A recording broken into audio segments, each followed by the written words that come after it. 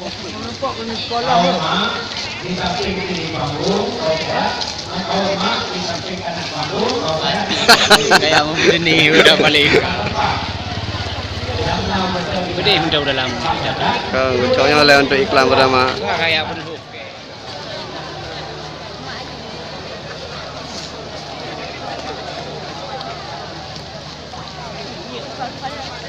Pak kuno jak mai hau.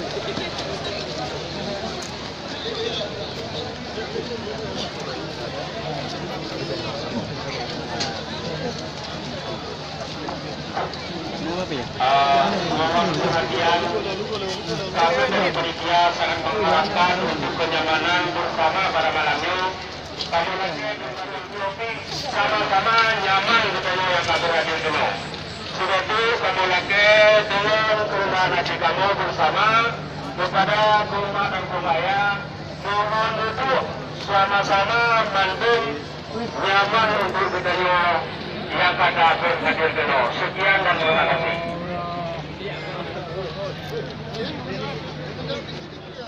Boleh. Banyak mana saya ambil duit kawan dengan Muhammad tu.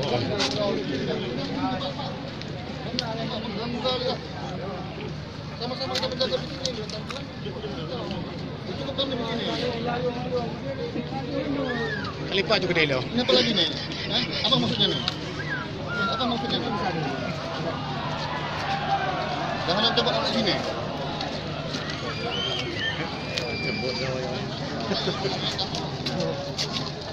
Dia boleh punya awaknya boleh je.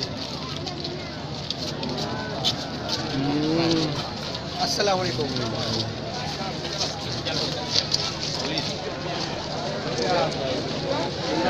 Okey. Parkir. Bagi pintu mana ada? Pintu dah ada.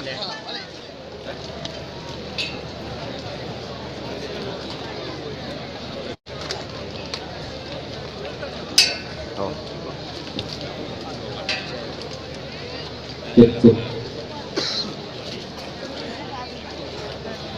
Ya, dapat kami fotokopi yang original, bukan yang bagikan, jangan yang bacakan. Jadi bukunya masih tersedia di gang di depan panggung kita.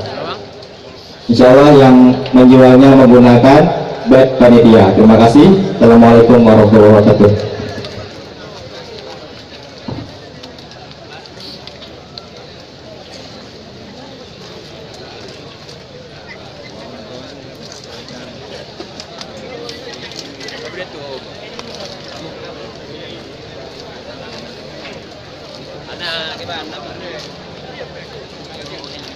Ya.